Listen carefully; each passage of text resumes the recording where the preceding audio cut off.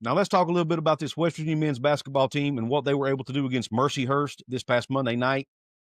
Not a lot of takeaways here because, with all due respect to Mercyhurst, it's Mercyhurst. West Virginia walks away with a 32-point win, 70-38. Now, I don't care what level of basketball you're on. If you hold a team to 38 points, that's great defense, okay? In college basketball, doesn't matter if it's a low major or a mid-major, doesn't matter. 38 points is remarkable. As a matter of fact, that now puts West Virginia as number one in the country in opponent points per game scored as far as a defensive stat. That's pretty remarkable. Now, conversely, when you look at their net rankings, which came out for the first time today, they're 101st in the net, which is not good. Now, that can be explained for a couple of different reasons. A, West Virginia has not really beaten any good basketball teams yet. Even Pitt, even though that was a big win because of the rivalry and the blowout, Pitt is not a good basketball team. They're just not. They even lost to Quinnipiac. All the other teams they've beaten have been low majors. The two opportunities they had to get quad one or even quad two wins, they failed against Xavier and Clemson.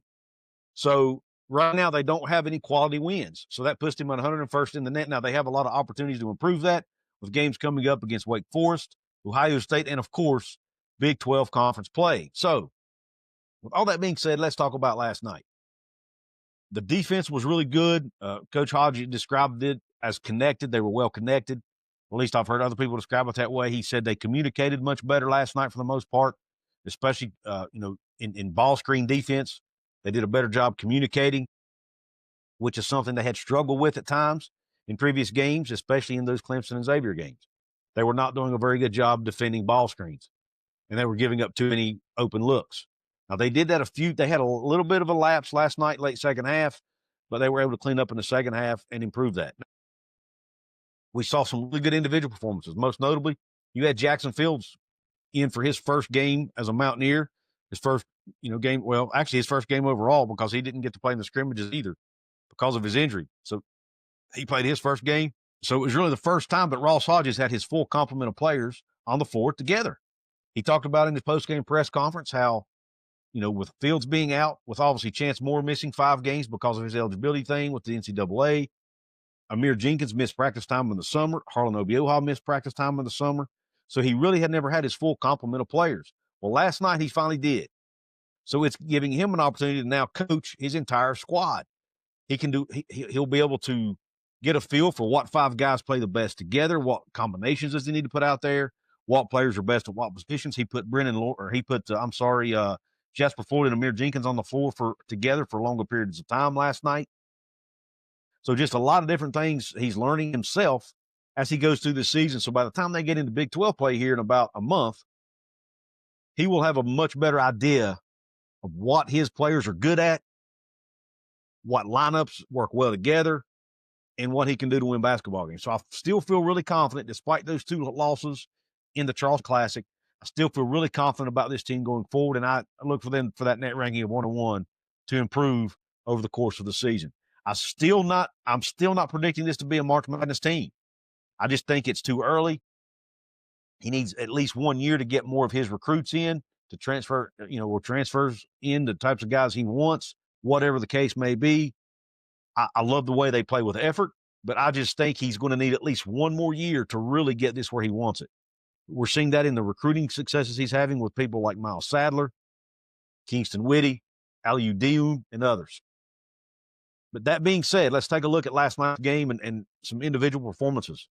Amir Jenkins really stood out to me last night. I think, my personal opinion, he's playing as well, if not better, than Jasper Floyd overall right now.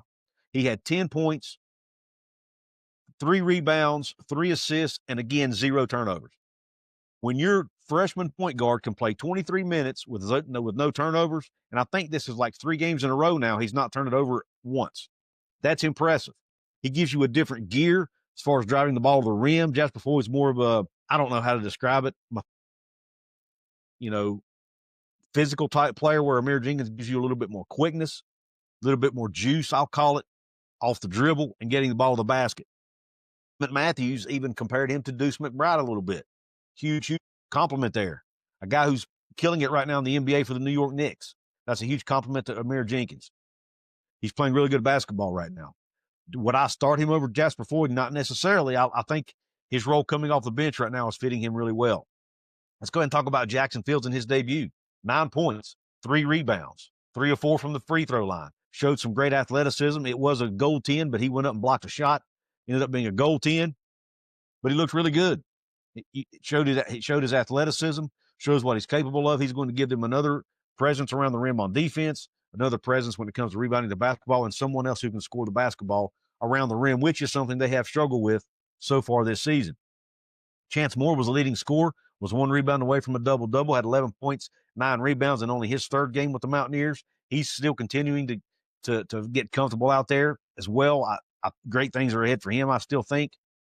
It's an Eagle staff, still only scored 9 points, but he still looked more comfortable than he had in some previous games with the ball in his hands. He was more aggressive, driving the ball to the rim at times. He was, less hesitant to take shots when he had them. And he also showed us some great things, pulling down 8 rebounds and did a really good job playing defense on the defensive end of the floor, staying in front of his man, getting deflections, other things that help this team out. And he's just a great teammate. And I like what he's bringing to this team. And his scoring is going to come. Just give it time. It's going to get there. He had 20 the last game, so it's going to come. Honor Huff had 6 points. Jasper Floyd had 5 points and 4 assists. Brendan Lorient, 9 points, 5 rebounds, another solid outing for him. Now, as a team, you want to see their free throw shooting improve. They still only shot 65% from the free throw line. 3-point shooting was, left much to be desired, only shooting 28% on 5 of 18.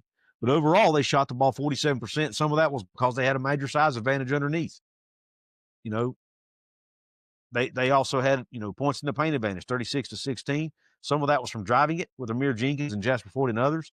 And some of it, again, was their size advantage with Lorient, Obioha, and others. And then you've got, they had 3 blocks, 6 fast break points. They had 16 second chance points, West Virginia did. They out-rebounded Mercyhurst 44-27. They forced 15 turnovers and had 24 points off of those forced turnovers. So that when they turn it over, they're getting points off of most of those, and that's important. Just an overall well-played game for the most part for West Virginia. They were doing a better job communicating. Ross Hodge talked about in his post-game presser on the defensive end, that is, when it comes to, especially on ball screen defense and whatnot, which is something they had struggled with. So hopefully that's improving. But we'll get a really good feel. They have Coppin State coming up later this week, but we'll get a really good feel when they play Wake Forest in Charleston, West Virginia, inside the Charleston Coliseum. I think they've named it something different now, but I'll always call it the Charleston Coliseum. When they play Wake Forest in the Charleston Coliseum this coming Saturday night, I think we'll get a better feel for how well this team is gelling together now with all their full complement of players back on the court. So it'll be interesting to see how they respond and play against another Power 4 or high major opponent this weekend. All right, let me know what you think about this team and their win over Mercyhurst in the comments. Also, don't forget to hit the thumbs up button below. Don't forget to subscribe below. Both of those things are absolutely free to do. Don't forget to share this with your family and friends who like WVU Mountaineer sports. There's also a hype button for those of you watching on your mobile device.